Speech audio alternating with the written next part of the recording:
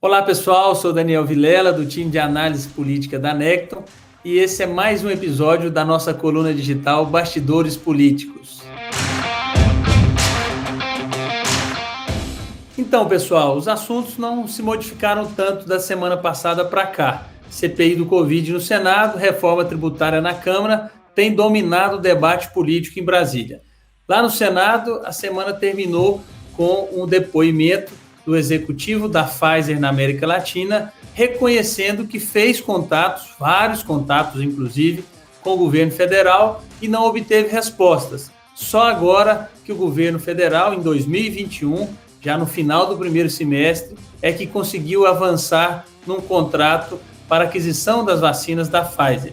Isso foi um ponto que ficou bastante prejudicada a imagem do governo federal em relação à pandemia, que com certeza será um dos pontos principais do relatório final dessa CPI, mostrando que o governo federal poderia ter sido mais bem sucedido e mais rápido na aquisição das vacinas. Nessa semana, 2 depoimentos com previsão de bastante polêmica. O ex-ministro de Relações Exteriores, Ernesto Araújo, e o ex-ministro da Saúde, Eduardo Pazuello, que inclusive conseguiu um habeas corpus através de um mandato impetrado pela AGU no Supremo Tribunal Federal para se manter calado quando estiver falando de si mesmo. Um negócio com uma interpretação bastante estranha aí do ministro Lewandowski, porque ele pode falar de terceiros, mas não pode produzir provas contra si mesmo.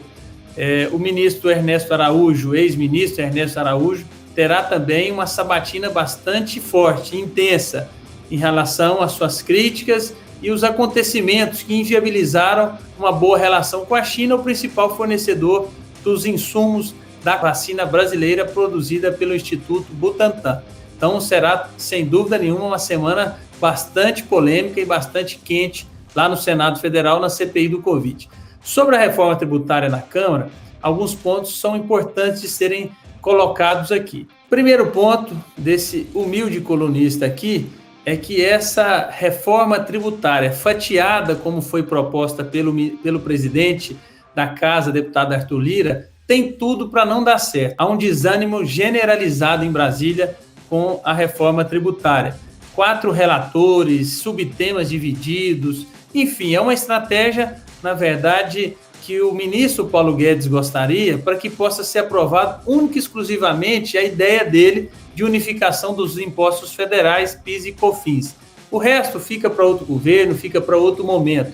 O fato é que, na minha visão, o ministro Paulo Guedes quer apenas entregar isso e dizer que a parte dele foi feita, a unificação dos impostos federais. Mas na nossa visão, e o que a gente tem ouvido e escutado em Brasília, é que de fato esse fatiamento da reforma tributária inviabilizou de vez a aprovação da reforma tributária nesse governo do presidente Jair Bolsonaro. Tomara que eu esteja errado, tomara que tenhamos aí um avanço, é importante para o Brasil essa tão desejada, tão sonhada e tão idealizada reforma tributária ainda nesse ano. Importante ressaltar nesse episódio de hoje também as manifestações do setor rural em defesa do presidente Bolsonaro. Muita gente participou lá na esplanada de frente ao Congresso Nacional. O presidente Bolsonaro chegou lá montado num cavalo e mostrou força perante esse setor que é estratégico, importante e o mais pujante da economia brasileira. Então é isso, pessoal. Acho que esses pontos são relevantes. Espero que tenham gostado. Se gostaram, curta aí a nossa página e espero vocês no próximo episódio na semana que vem. Até lá!